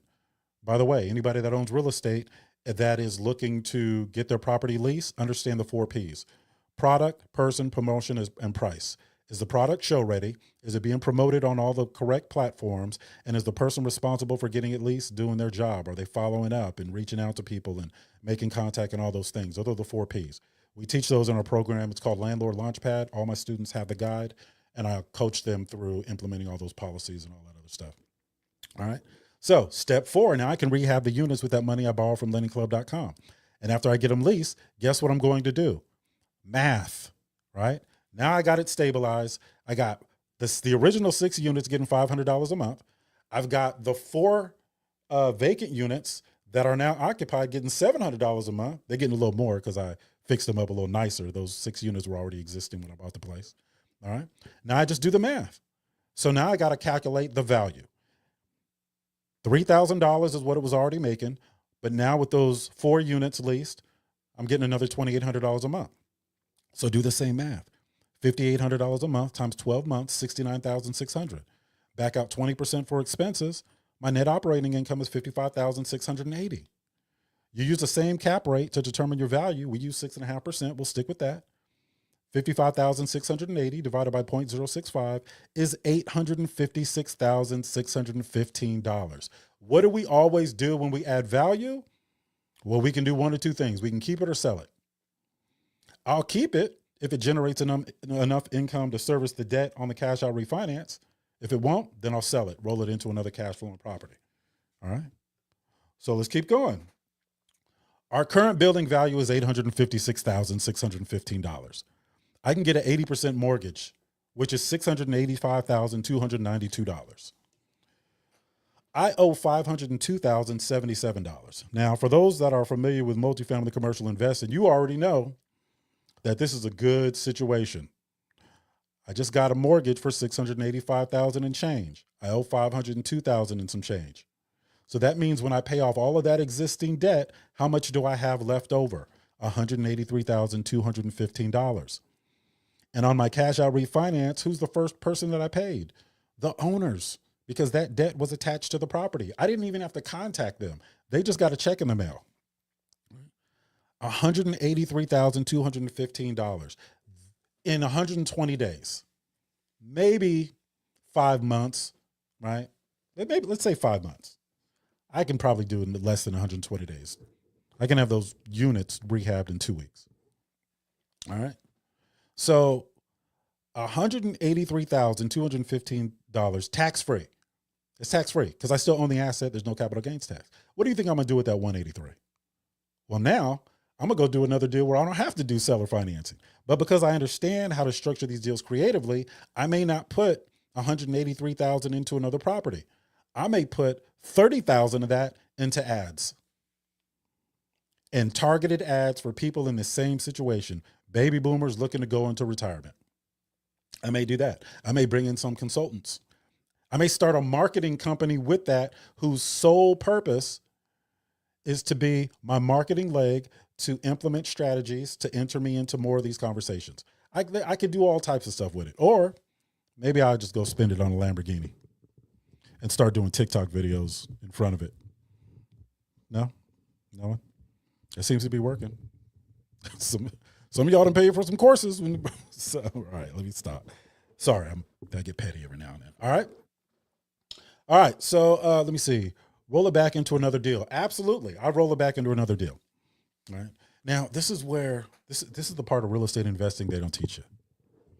It requires discipline, but you know what is the determining factor in how successful somebody is in real estate? And by the way, folks, I'm never gonna lie to y'all. I'm gonna tell y'all the truth because I have these conversations all the time. You know what the determining factor is?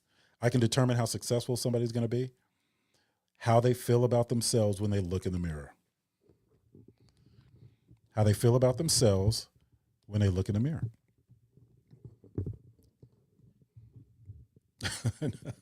I know. Folks, I was in ministry for 3 years straight, exclusively. I ain't talking about standing in front of no pulpit either. I'm talking about out there and talking to people that nobody wants. I understand all of the baggage that we carry and how that influences our decision-making process and how it fuels these limiting beliefs and all that stuff ties together.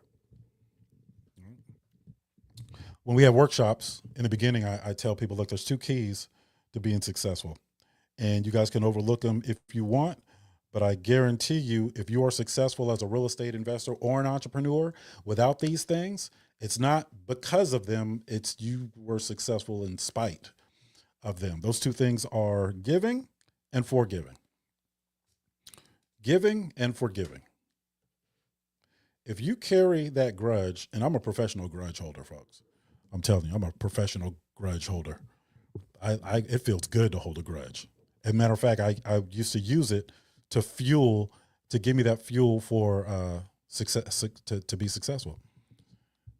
What deals did you do in ATL? I've done 5. Not just ATL. We're getting ready to exit out of one this month. I did a seller finance deal in Norcross, which is just above Georgia. We did 2 in Duluth, single family home flips. And we have another one going on there right now that we just started. So not the Atlanta metro, but in that Atlanta area. And then we did one in, I exited one, well, maybe my last 4. We're on 5 right now. So, all right. But yeah, your self-portrait. So why is that important? Because you are talking to people all of the time when you are talking about buying, real estate at a discount, right? And people have the hardest time articulating what they're trying to do in the real estate investing space. See, I can go on and when people come on with me there, I don't expect them to jump outside of their comfort zone, because I know if I tell somebody they need to jump outside of their comfort zone, they're never going to do it. They're never going to do it. Right. And if they have to do that in order for me to be effective, then I'm not a good mentor. All right. So what I do is expand their comfort zone to the point where they don't have to get out of it. All right. Because when you start interacting with folks who you perceive to know more than you in the real estate investing world, your confidence plays a big role. Right. People always say, oh, did you have a lot of confidence? No, it's not that I just naturally have a lot of confidence. I mean, my dad had a lot to do with that. It's not that like this confidence. I just know all the stuff. So if I go up there and, you could put me in a room with 1,000 people, I can go in there and talk for 8 hours about real estate investing. But put me up there in spelling bee. Yeah, it's not going to be the same. It's going to be a different outcome. Suddenly all the confidence is gone, right? Spell entrepreneur. Can you use it in a sentence, please? I'm going to be on that. All right. So take heed to that, folks. When you guys are looking to invest in real estate, not just invest, but get a mentor, take a course. I love courses. I love courses. I don't do courses, right? I can't justify my time doing a course. Now, the course that I have is only for people that are already in our real estate family. It's just a learning tool. So they're already in our real estate family. I'm mentoring them live. We're looking at each other in the eye. But if it's 2 a.m, they want to wake up and they want to, watch some videos on seller finance and maybe take a quiz to test their knowledge, they're going to be able to do that. But that course is not for the general public. Why? Because I don't think that a course is enough to, and I don't think courses are bad. I just don't think they're enough to get you to where you want to be, which is why 40% of the people in our real estate family came from other mentorship programs. We're typically where they end up. Right? A course is not going to get you there. It can improve your knowledge, I'm saying, but if you are going to take a course, you shouldn't be paying more than maybe $100 or $200 for it. Right? Period. You just shouldn't. A lot of that information you guys can just get on the internet. ChatGPT, Gemini, all that stuff. Right? Now, I use ChatGPT and Gemini all the time. It's a tool, right? Organize information. I don't have to type. I could just talk into it. But garbage in, garbage out. So if you don't know what you're talking about going in, or you're just trying to go off something you heard, that's not going to. ChatGPT can't leverage experience, okay? And it can't answer questions that you didn't know to ask. So it has limitations. But you'll notice a lot of these courses that you're taking, a lot of that information, they're just recycling information, and which is why it shouldn't be more than $100 or $200. So even if they are doing that, it's still worth $100 or $200. So you don't have to go do all the research yourself. All right. Trust me. So we don't do courses. Mentorship is a professional relationship, a long-term professional relationship. And I say long-term in air quotes because it's long-term with us. It's not long-term with everybody else. They're not going to want to take on that liability of having to look you in the face 4 times a week if something's not working. They're out of there, right? So just keep that in mind when you guys are looking into that stuff. So that was the apartment building. Now, we talked about the apartment building, and I'm going to recap the apartment building for those that just came in. The goal was to buy an apartment building using zero capital up front. Okay, we had a 10-unit apartment building, 6 occupied, 4 units vacant. We ended up leasing those 4 units. We fixed them up with money we borrowed from a consumer lending site. There's no mortgage on the property. We allocated 20% for expenses. We utilized a purchase agreement, note, deed, security instrument. Those were the documents we need to be familiar with. We calculated the value by taking the current net operating income and dividing it by the cap rate, came up with $443,077. We put in an offer to buy it for that price, but because we're getting creative with it, and we ran the 4 data points to know what it's going to be worth by the time we were done, we threw on another $20,000 incentive to get them to work with us. We looked at some of the vendors that were working on the property, asked them how much they charge, told them we double it if they give us a net 120. We can pay them in 120 days, and we keep them on in perpetuity under contract. We use a consumer lending site to borrow the money to fix those vacant units up. All right. So that means we were all in for $502,077 before we had to pay for anything. Now, the money we borrowed to fix those units up, we went ahead and borrowed more than we needed so we could start paying that lender back with their own funds until we exit. Now, we rehabbed the units, got them leased at market rent. Once we stabilized the property, now instead of 6 being occupied and 4 vacant, we had 6 occupied at the current $500 and 4 occupied at $700 a month. We did the math, came up with $5,800 a month gross. We did the math. That times 12 is $69,600. Back out 20% for expenses. Our net operating income was $55,680. We did the same math we did to determine the value when we bought it. We were buying it. $55,680. That's the net operating income divided by the cap rate of 6.5% equals $856,615. That's the value that we created. Now, once we create that value, we can get financing against that value. They're not going to finance the entire value, but they'll give us 80%. 80% of that was $685,000 and change. So when we got that final mortgage, what did we do? We paid off all of the existing debt. $502,077, and we walked away with $183,000, $215 tax-free, right? Tax-free. Now, let's talk about the dark side of that. One, you got to be able to explain that to somebody that is not familiar with real estate investing strategies.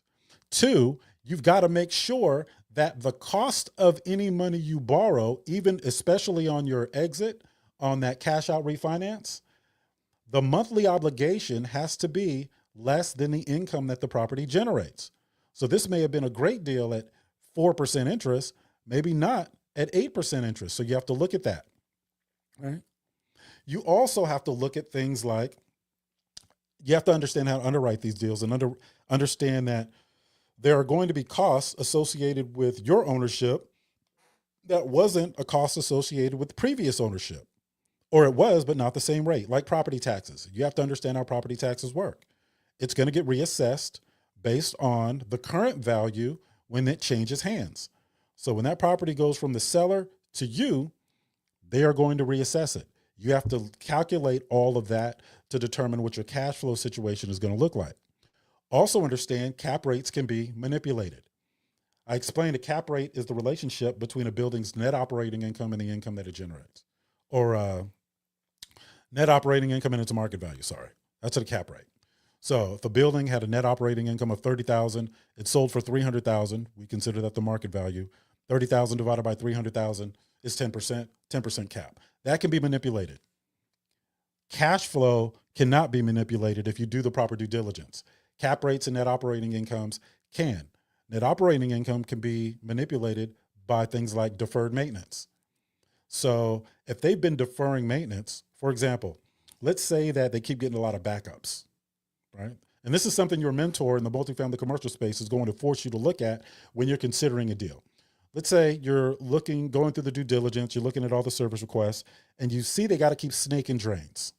If you don't have the experience enough to know that they are addressing a symptom and not the actual problem, then all of your numbers are going to be off, because what they're trying to do is avoid fixing the major problem, which is a mainline replacement.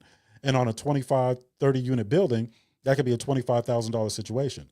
So what they're doing is they're having plumbers just come out, or maintenance come out and just snake the drains for, $250 a service pop, right? But if you don't know how to look for that, that's going to be a major issue for you. That's why it's important to have a mentor.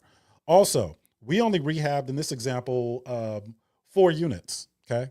But what if it was the opposite? What if it was 4 units that were occupied and 6 units that were vacant, and we had to do a bunch of other repairs on the building? Well, ChatGPT is not going to show you all of the things to look for. What's up, Angel? All of the things to look for. For example, let's say you bring in your contractors and all of the people involved. They give you an accurate estimate on what it costs to rehab the building, and then you borrow the funds, boom, and you start doing it based off all the information you kind of piece parted from all these different locations, right? Well, guess what? Eventually, when you go to have the city sign off on one of those permits, the city's going to say, hey, wait a minute. You've improved the property past a certain amount and you triggered the life safety requirement. If you don't know what that is, you are going to learn 2 things really fast. 1, what the life and safety requirement really is, and 2, what it feels like to have to bankrupt an entity because you can't exit out of it. Life and safety requirement basically means you have to meet all the life and safety code requirements when you improve a building past a certain degree. What is life and safety? Okay, fire suppression systems, fire rated doors, don't have no elevator because that has to have its own certifications. And all of these things that they incorporate into fire and safety. That could be another 30% of your entire rehab budget. And if you don't have that, guess what happens? You're dead in the water. Trust me, I know, folks. I've had people call and say, hey, I want to sign up for your mentorship. And I go, okay, well, when do you want to do? Okay, great. We talk about when do you want to onboard? And most of these calls I'll take on my own. Well, now most of them I take on my own because, we've got new systems and I need to make sure everything runs smoothly. But they'll be like, no, I don't want any curriculum or anything. I just want the one-on-ones. And they'll just get me to consult on whatever it is that they're going through. because then they need me to bail them out, but they don't tell me until after the fact, right? So I usually ask them, well, what's the issue, right? What's the issue? And they'll tell me, and I'll just tell them, what it is right there. I don't want anybody, anyway. I do this to teach people, right? So it's not as fulfilling when someone just hires me to consult. I'll do it. It's not that I don't enjoy it. It just doesn't bring as much fulfillment because I take a lot of L's in favor of, helping some of my students. All right. So we talked about how to pay out of your exit strategy when buying real estate. Let me get to some of these questions. We talked about how to pay out of your exit strategy on the residential side and the multifamily commercial side. I wouldn't recommend just jumping into multifamily commercial, folks, until you understand the real estate investing world. In the residential side, a lot of that information carries over, and a lot of that information you use in the multifamily commercial space. If somebody tells you just jump straight into multifamily, they are trying to sell you something. I'm not saying that they're trying to deceive you, but they're trying to sell you something. And I keep telling people, don't just jump into it because these people do good marketing. I understand the power of good marketing. Some of these people that pay $30,000 and $40,000 a month in marketing have tried to recruit me for TV shows and for other stuff, right? It's not really my speed. So just be very, very careful. Make sure you ask all of the right questions. Ask what guarantees people make. If you're going to sign on with somebody, it doesn't have to be me, but anybody you sign on with, what guarantees do they make? What happens at 10 o'clock at night when you got to redo your contract and you got a decision to make and that contract expires at midnight and your earnest money deposit is on the line? What are you going to do when you need to call somebody? How do they service that? What are you going to send an email to customer service? All right. So just ask the right questions and don't be afraid to ask the tough questions. The real people that are out here doing this, we love the tough questions because it gives us a chance to brag on ourselves. All right, folks, I think we're going to wrap it up. I got to get back to work. If you guys are interested in real mentorship, feel free, reach out to me. MeetOtis.com. All of my stuff is there. All of our pricing and everything is very transparent. We put it right on the internet. It's the same for everybody. We have a brochure you can download right from the site. Tells you everything you're going to learn. The only thing we leave out is a lot of the things that you're going to learn that we don't know you're going to learn yet.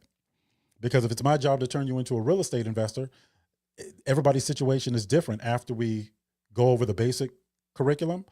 We do continued education in perpetuity, all right? But every situation is different. For example, one of you guys may have great credit, no cash. Another one of you guys may have great cash, no credit. So that's a different path for both of you, all right? We can't fit everything on the brochure.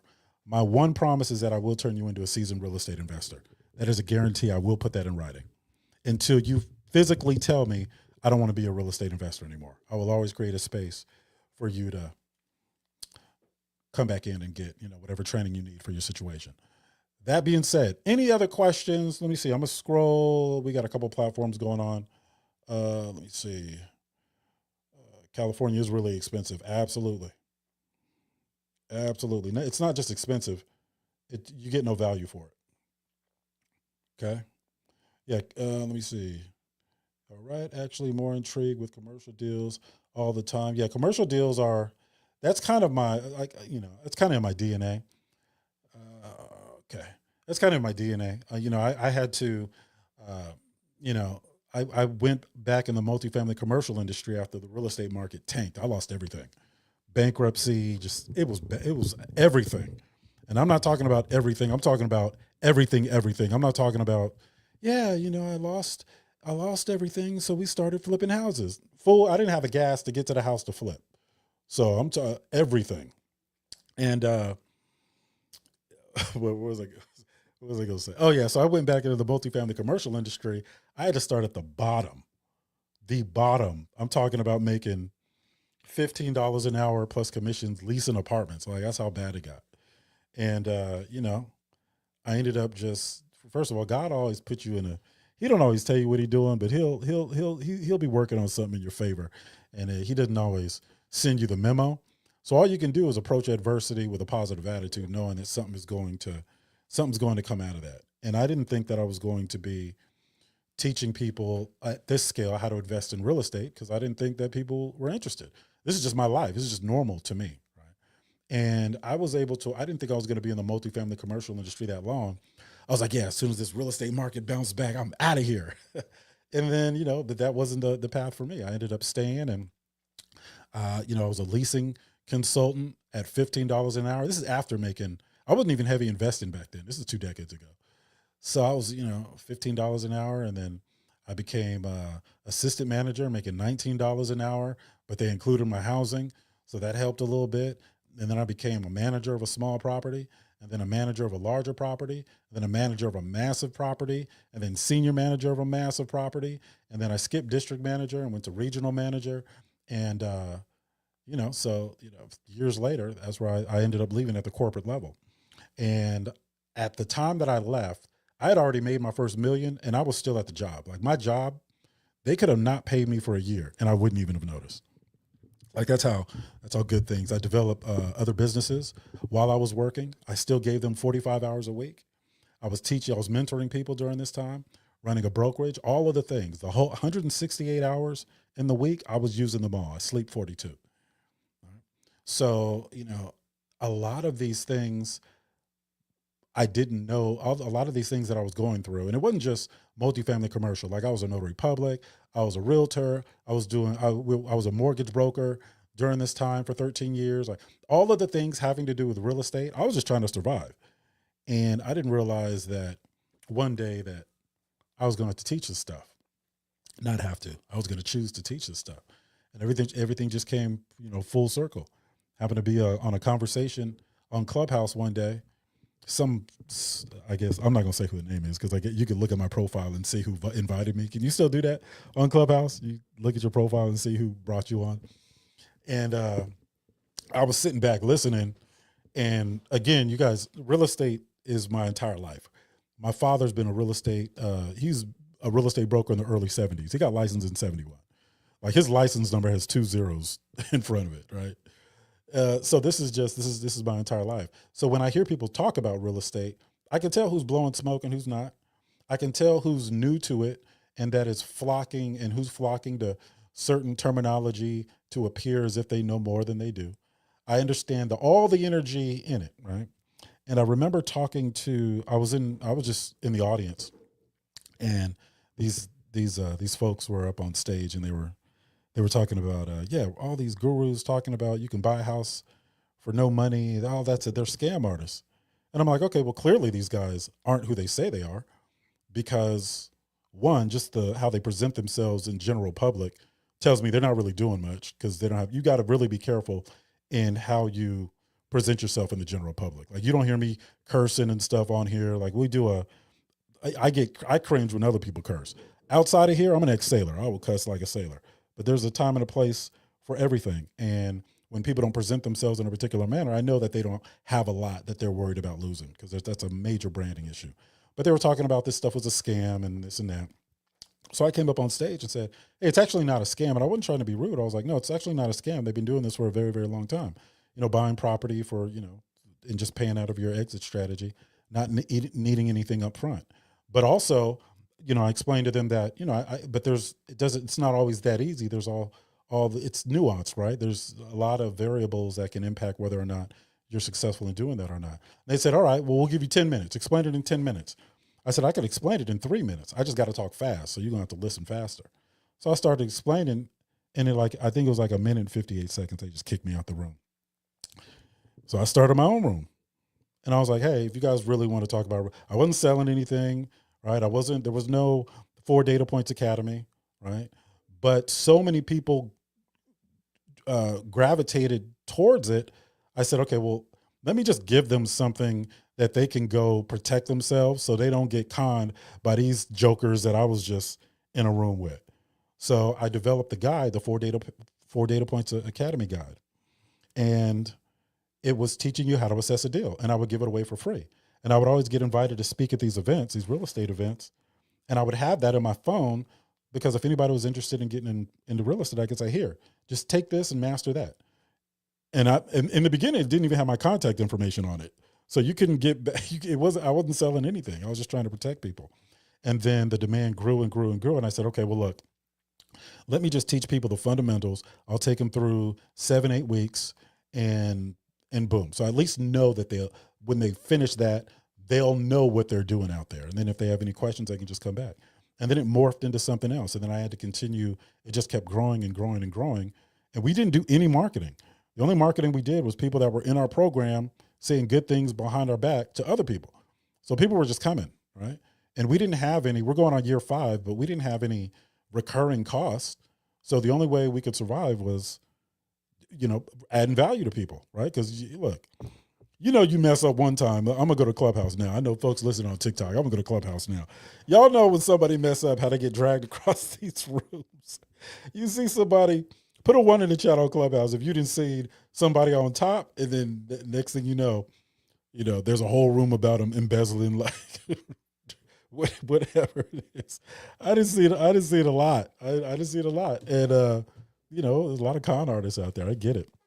So we wouldn't have been able to survive if we hadn't really been adding value. And I took some enormous losses for branding purposes, right? Some enormous losses. So I say all that to say the stuff we teach is actually true. And if it doesn't work, there's a reason. We need to isolate what the reason is, and then we have to come up with a workaround.